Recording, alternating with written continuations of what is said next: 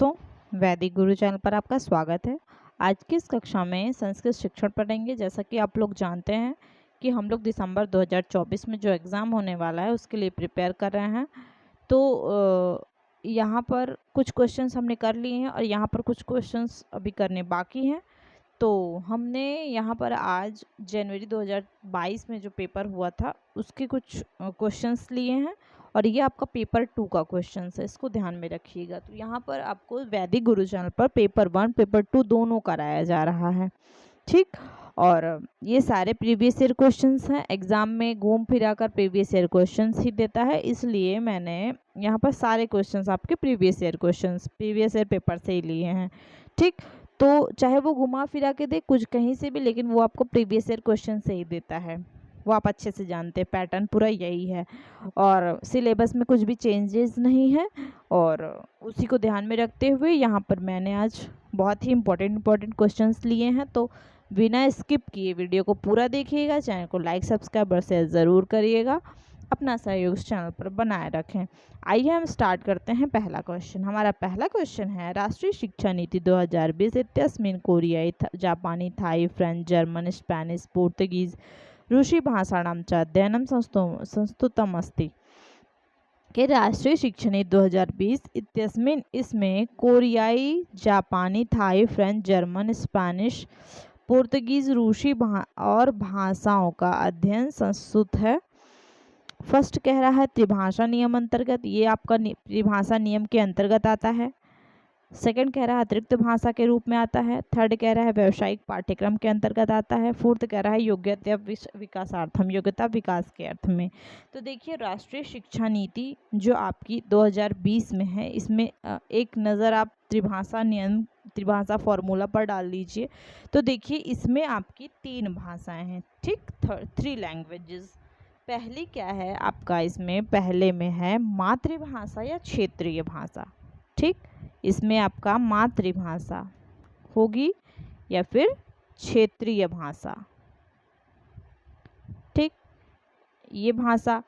Second में आता है, सेकंड में आपका हिंदी भाषी राज्यों में इंग्लिश या कोई और आधुनिक भाषा भारतीय भाषा होगी, और गैर हिंदी भाषी राज्यों में हिंदी या फिर इंग्लिश होगी, ठीक। जो हिंदी भाषी राज्य होंगे उसमें क्या होगा, इंग्लिश होगी या फिर कोई और आधुनिक भारतीय भाषा होगी। और दूसरी तरफ क्या कहते हैं कि जो गैर हिंदी, जहाँ पर हिंदी नहीं बोली जाती है, ऐसे राज्य में हिंदी होगी या फिर इंग्लिश, ठीक।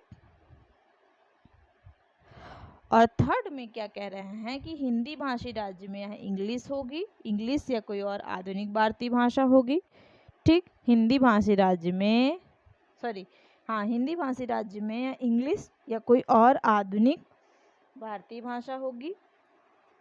और गैर हिंदी भाषी राज्य में क्या होगा, इंग्लिश या फिर कोई और आधुनिक भारतीय भाषा, ठीक। इंग्लिश को मेन फोकस किया गया है। तो देखिए इसमें क्या है, ये जो त्रिभाषा सूत्र है, फॉर्मूला है, ये जो गवर्नमेंट स्कूल हैं और नॉन गवर्नमेंट स्कूल हैं इन सब में लागू किया गया है, ठीक। और इसका माध्यम क्या है कि तीनों भाषाओं में कोई भी, मतलब इसमें तीनों भाषाओं में कोई भी हो सकती है। और किसी भी राज्य पर कोई भी भाषा थोपी नहीं जाएगी, ठीक। उद्देश्य ये सब हैं कि किसी भी राज्य पर कोई भी भाषा थोपी नहीं जाएगी। और 3 भाषा सीखने का फैसला छात्र करेगा, क्षेत्र या फिर राज्य खुद करेगा, ठीक, कोई और करके नहीं देगा। और देखिए उद्देश्य क्या है, इसमें उद्देश्य है कि बहुभाषावाद को बढ़ावा देना, छात्रों को देश भर में प्रभावी ढंग से संवाद करने में सक्षम बनाना, क्योंकि यहाँ पर स्कूल में बहुत सारी जगह जगह अन्य अन्य क्षेत्रों से बच्चे आते हैं, अन्य अन्य राज्य से बच्चे आते हैं, तो वो अपनी भाषा अपने साथ लेकर आते हैं। तो मातृभाषा तो हर कोई जानता है, तो कैसे होता है, इसमें आदान प्रदान भाषाओं का हो जाता है।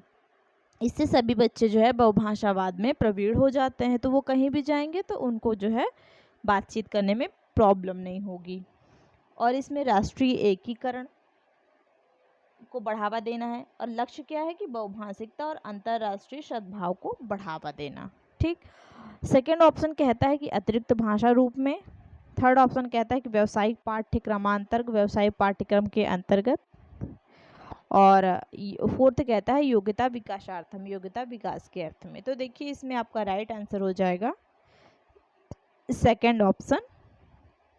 क्यों? क्योंकि सेकंड ऑप्शन में ऐसा है कि ये जो भाषाएं हैं ये आपका अतिरिक्त भाषा के रूप में है। ठीक, कोरियाई, जापानी आदि ये सब जो भाषाएं संस्कृत की गई हैं ये आपका अतिरिक्त भाषा के रूप में है। ठीक, सेकंड क्वेश्चन कहता है श्रीनगरे काचित् छात्रा मलयालम भाषां तृतीय भाषा रूपेण अधीते, कक्षायां परस्परं सम्पर्क माध्यमेन सा एकस्मिन् वर्षे एनां भाषां भाषितुं पठितुं च शक्नोति, एतत् किं कथ्यते। कह रहे हैं कि श्रीनगर में कोई छात्र मलयालम भाषा को तीसरी भाषा के रूप में सीखता है, कक्षा में परस्पर संपर्क माध्यम के द्वारा यह एक वर्ष में इस भाषा को बोलने और पढ़ने लगता है।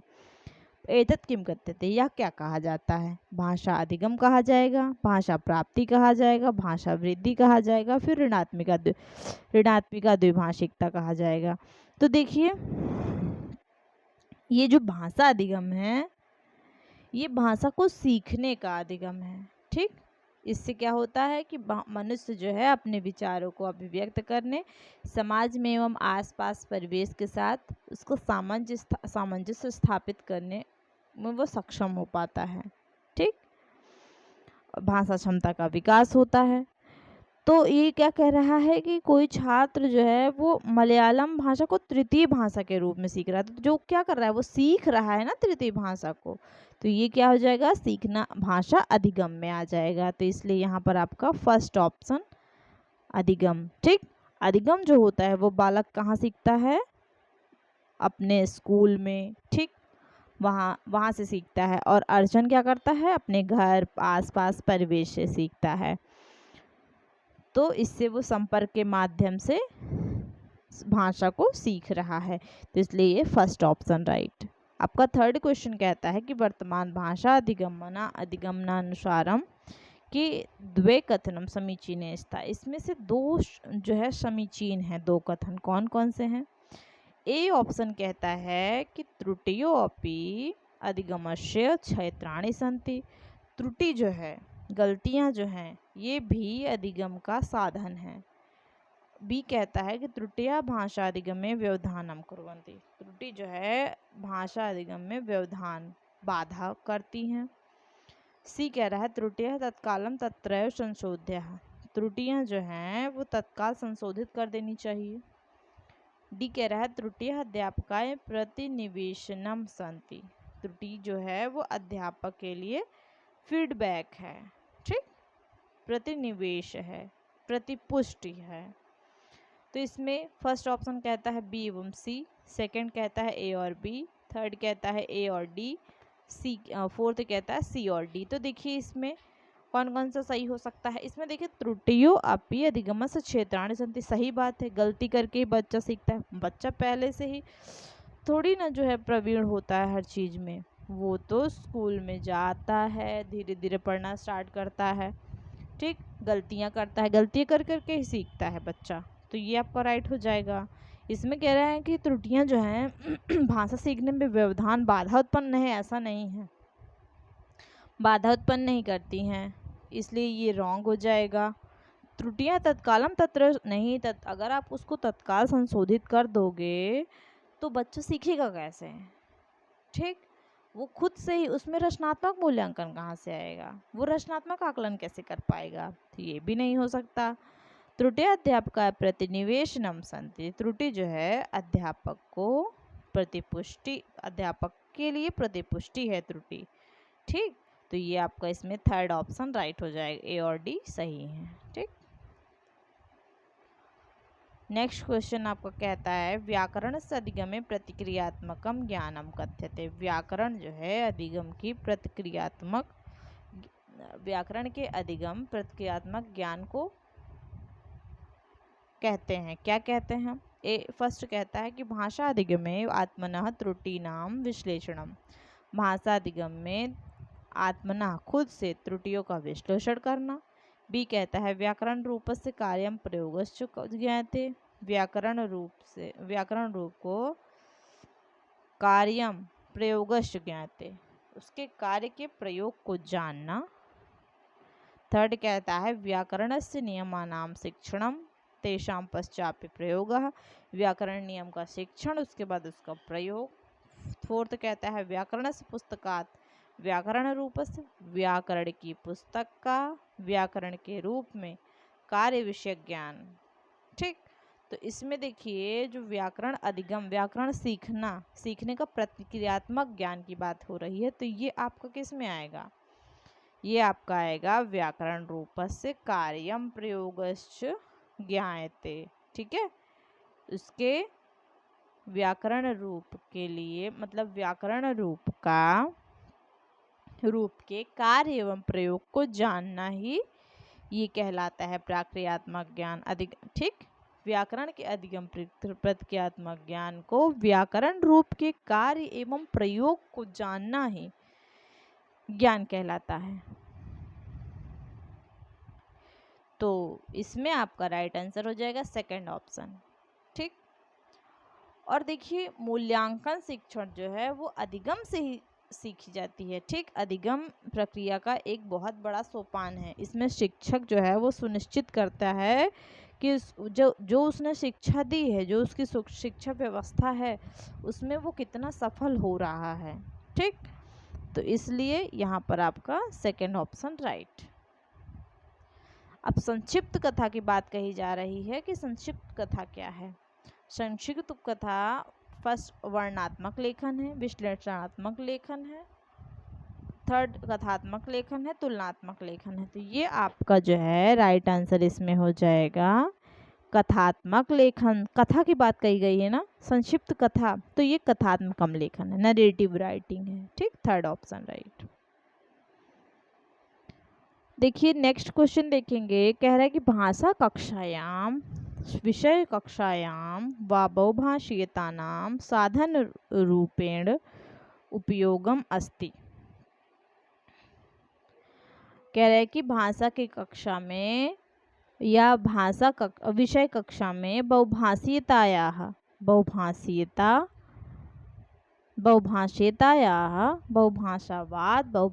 साधन रूपेण उपयोग अस्ति, साधन के रूप में उपयोग होता है। फर्स्ट कह रहा है कि भाषायाः विषयस्य वा भाषा या विषय अध्ययन अध्यापने छात्रस्य भाषाणाम् उपयोगः, अध्ययन अध्यापन में छात्रों के द्वारा क्या होती है? प्रयोग की जाती है।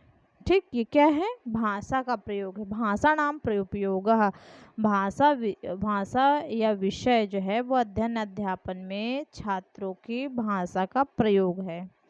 सेकंड कहता है बहिनाम भाषाणाम अध्ययनम अध्यापनम यत्र मातृभाषा आधुनिक भारतीय भाषा प्राचीन साहित्यिक भाषा एक वैदेशिकी भाषा वर्तन्ते।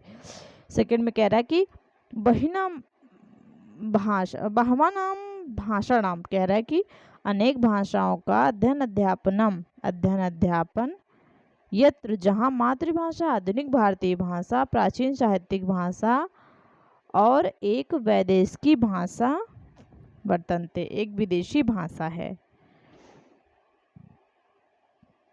थर्ड में कह रहा है कि यथासंभवानाम, जितना भी संभव हो सके, यथासंभवानाम भाषाणाम, जितना भी संभव हो सके भाषाओं का अध्ययन अध्यापनम, अध्ययन करें और सिखाएं। फोर्थ कहता है कि मातृभाषा भाषा रूपेण, मातृभाषा को भाषा एवं माध्यम रूपेण, भाषा और माध्यम के रूप में शिक्षणम, पढ़ाना चाहिए। तो देखिए इसमें आपका जो राइट आंसर है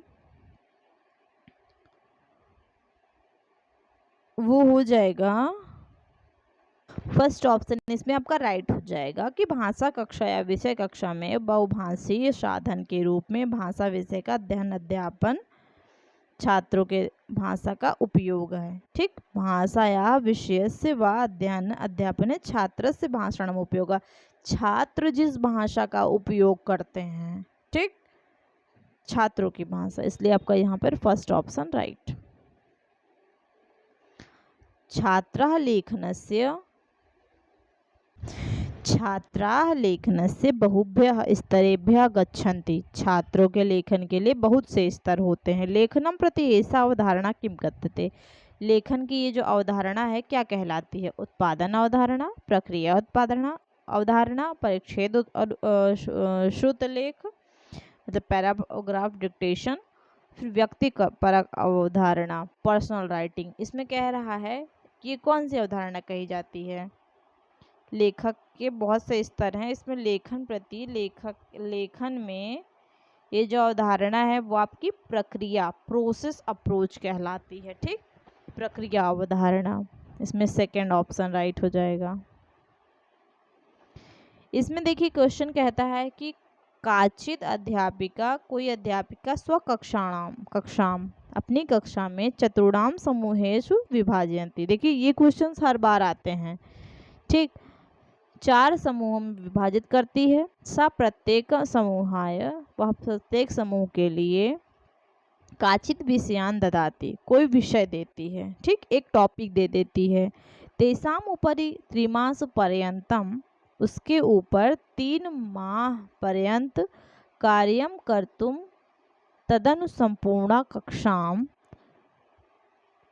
विवरणम प्रस्तोतुम कथयति। उसके बाद जो कहती है कि तेषाम उपरि, उसके ऊपर त्रिमास पर्यंत 3 महीने बाद कार्यम कर्तुम, कार्य करने, तदनु कार्य करने के बाद संपूर्ण कक्षा, समस्त कक्षा का विवरण प्रस्तोतुम कथयति, प्रस्तुत करने के लिए कहती है।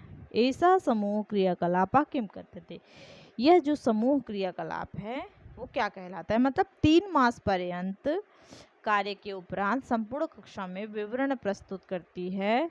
इस प्रकार का जो क्रियाकलाप है वो क्या है, समूह कार्य है, दत्त कार्य है, या फिर भाषा कार्य, फिर परियोजना कार्य है। तो ये आपका जो है राइट आंसर हो जाएगा कि परियोजना कार्य हो जाएगा। ठीक, सभी लोग मिलजुल कर वो क्या करें, 3 माह के बाद देना है ना, 3 मास के पर्यंत। तो ये तो आपको प्रोजेक्ट वर्क हो गया, एक तरह का प्रोजेक्ट ही हो गया ना। आप उसको कंप्लीट करके लाके फिर स्कूल में दिखाओगे। तो ये आपका क्या हो जाएगा, परियोजना कार्य, project work. Fourth option right इसमें। अब नेक्स्ट क्वेश्चन देखेंगे। प्रश्नस्य निम्न प्रकारः किम कथ्यते। मन्यताम यत् कथायां त्वं पुत्रम असि। क्या माना जाता है कि यत् कथा त्वं पुत्रम असि। प्रश्न से निम्न प्रकार किम कथ्यते, प्रश्न का जो निम्न प्रकार है वो क्या कहलाता है। यह मान्यता है कि यत् कथायां त्वं पुत्रः असि, यत् कथायां जो कथा है, कथा का तुम अपने पुत्र त्वं पुत्रः असि। कह रहे हैं कि प्रश्न से निम्न प्रकार किम कहते, प्रश्न के इस प्रकार को, निम्न प्रकार को क्या कहते हैं। मन्यताम, मानिए कि यत् कथायाम त्वं पुत्रम अस्मि, इसमें तुम्हारा पुत्र है, इस कथा में तुम्हारा पुत्र है। दिनांते स्वभावानाम, दिन के अंत तक, स्वभावानाम स्वपुस्तिकायाम लिख, उसके स्वभाव का मतलब अपने पुत्र का के स्वभाव का उसमें वर्णन लिखो।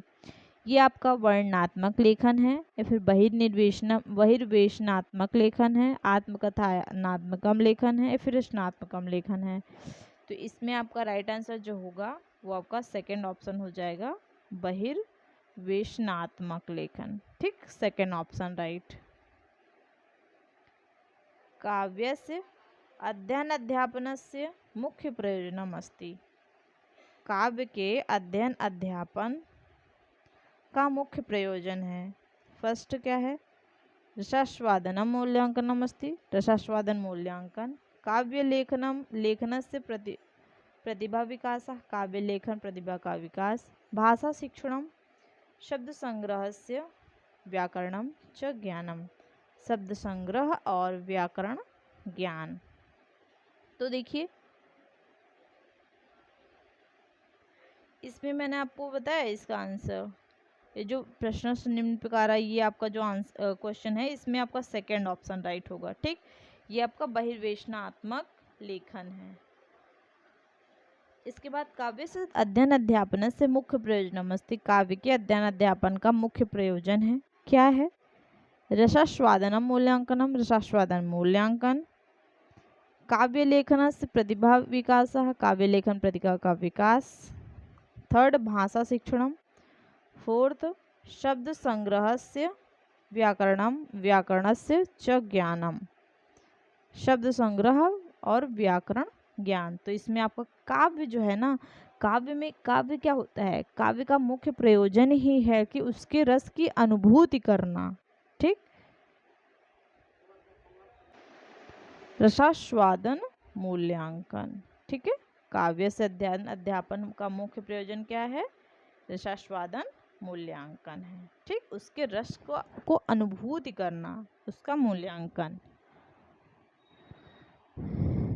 नेक्स्ट क्वेश्चन कह रहा है कि भाषा कक्षायाम एतत् अपेक्ष्यते यत् छात्राः भाषायां भाषया सह च कार्यं कुर्युः एतत् कार्यं कथ्यते। कह रहे कि भाषा की कक्षा में यह अपेक्षित है कि यत् छात्राः भाषायां भाषया सह च कार्यं कुर्युः। जो छात्र भाषा के साथ कार्य करते हैं, एतत् कार्यम कथते, वो कहलाती है, क्या कहलाती है? वह कार्य क्या कहलाता है? भाषाया शब्द रूपाणाम शिक्षणम, भाषा के शब्द रूप का शिक्षण। भाषाया शुद्ध रूपेण शिक्षण, भाषा के शुद्ध रूप का प्रयोग, शुद्ध रूपेण प्रयोग। भाषया सह नियुक्ति, भाषा की के साथ नियुक्ति। भाषाया अधिग्रहणम, भाषा अधिग्रहण। तो इसमें आपका भाषा कक्षा में अपेक्षित है कि छात्रा भाषायाम भाषया सह च कार्यम कुर्युः।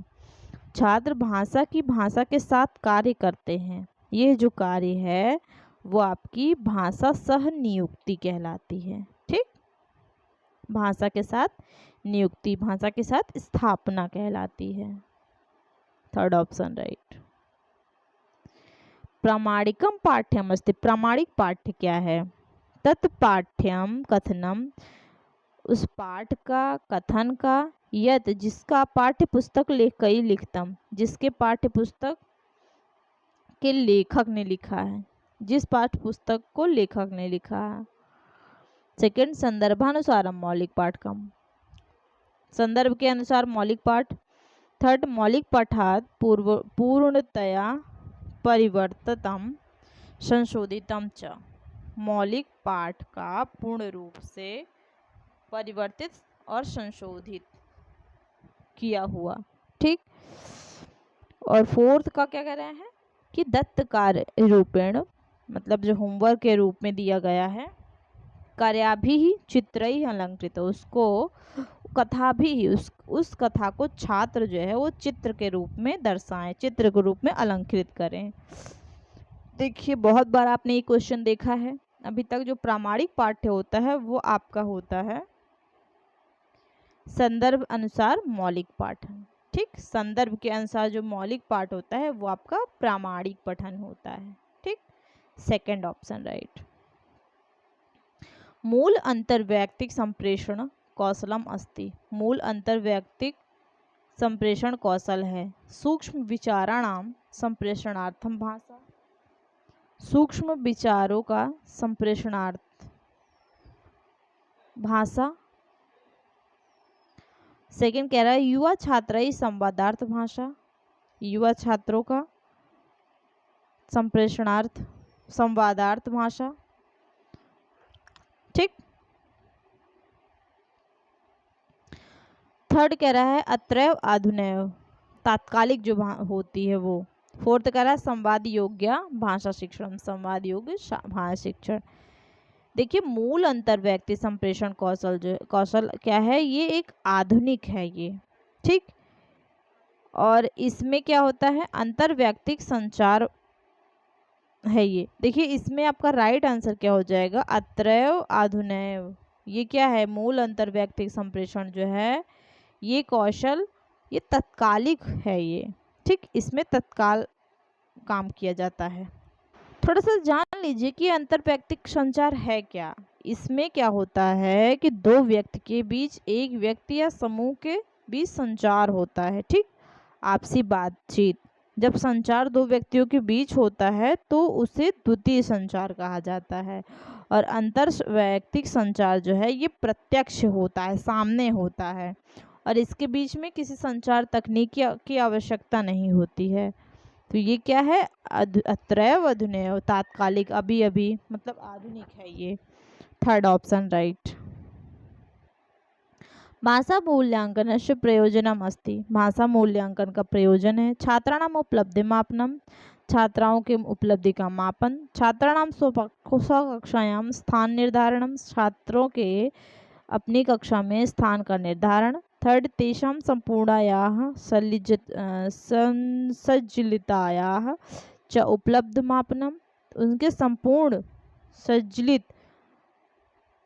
मतलब उन्होंने संपूर्ण रूप से क्या किया है, ठीक, उस उपलब्धि का मापन। और फोर्थ कहता है छात्राणाम भाषा दक्षतायाः मापनम, छात्रों की भाषा दक्षता का मापन। तो देखिए इसमें आपका राइट आंसर हो जाएगा भाषा दक्षता। भाषा का मूल्यांकन किया जा रहा है ना, तो इसमें आंसर क्या होगा? भाषा दक्षता का मापन होगा, ठीक। Fourth option right. विषयनिष्ठ भाषा निवेशाः इति किमस्ति। विषयनिष्ठ भाषा निवेश क्या है? इसमें क्या है? भाषा प्रयोग केंद्रिता निवेशा, भाषा प्रयोग केंद्रित का निवेश। सेकंड कहता है कि संग्रह शब्द संग्रह उच्चारण व्याकरण अदय, शब्द संग्रह उच्चारण और व्याकरण, शब्द उसके बाद संग्रह फिर उच्चारण फिर व्याकरण। थर्ड कह रहा है निवेशनाम प्रस्तुति ही, निवेशों की प्रस्तुति, तस्या प्रक्रिया और उसकी प्रक्रिया। फोर्थ कहता है सूचना केंद्रिता निवेशा, सूचना केंद्रित निवेश। तो जो विषय निष्ठ भाषा है ये कैसी हो, क्या है ये एक सूचना केंद्रित निवेश है ये, ठीक। इसमें क्या होता है? सूचनाएं प्राप्त होती हैं। केंद्र मतलब सूचना का क्या होता है? आदान प्रदान होता है, सूचनाएं मिलती हैं। जो विषय निष्ठ भाषा होता है इसमें सूचना केंद्रित निवेश होता है। तो इसलिए आपका इसमें फोर्थ ऑप्शन जो है वो आपका राइट हो जाएगा, ठीक है। तो यहाँ पर मैंने ये सारे क्वेश्चंस करा दिए हैं, थोड़े थोड़े ही करा रही हूँ ताकि आपको पूरा देखने में वीडियो लेंदी ना पड़े। और ये जो क्वेश्चंस हैं मैंने कई बार बताया है ये आपके लिए बहुत इम्पोर्टेंट है। हर तरह के क्वेश्चंस एग्ज़ाम में आते हैं। तो ये आपका ऑनलाइन मोड का मतलब ऑनलाइन मोड में जो पेपर हुआ था उसका पेपर है, और इसको अच्छे से प्रिपेयर करिएगा। वैदिक गुरु चैनल पर बने रहेगा। हमारा टेलीग्राम चैनल है उसको ज़रूर ज्वाइन करिए, ठीक। वैदिक गुरु नाम से है, वैदिक गुरु नाम से हमारा टेलीग्राम चैनल है, इसको ज़रूर ज्वाइन करिए। यहाँ पर मैं डायरेक्ट वीडियो डाल देती हूँ तो आप वहाँ से जो है इसको देख सकते हो। और आपको अगर कोई भी प्रॉब्लम हो, कुछ नहीं समझ में आ रहा है, मतलब ये क्वेश्चंस नहीं समझ में आ रहा, तो आप हमें कमेंट बॉक्स में कमेंट कर सकते हो, कमेंट बॉक्स में, ठीक है। उसका पूरा प्रत्युत्तर आपको दिया जाएगा, उसका जवाब आपको मिलेगा। और अगर कुछ भी मतलब मिस्टेक है तो उसको भी आप बताइए। और आपको यहाँ पर सारे क्वेश्चंस अच्छे मतलब अच्छे लेवल के क्वेश्चंस, वो चाहे पेपर 1 का हो चाहे 2 का हो, दोनों पेपर इंक्लूड करके पढ़ाया जा रहा है यहाँ पर, ठीक। कोई पर्सनली एक पेपर नहीं पढ़ाया जा रहा, दोनों पेपर कि आपकी दोनों पेपर की तैयारी हो सके अच्छे से। तो आप जो है वीडियो को स्किप मत करिएगा, बार बार बोल रही हूँ, पूरा देखिएगा तभी आपको बेनिफिट मिलेगा। और एक एक क्वेश्चन को गहराई में जाकर उसको पढ़िए।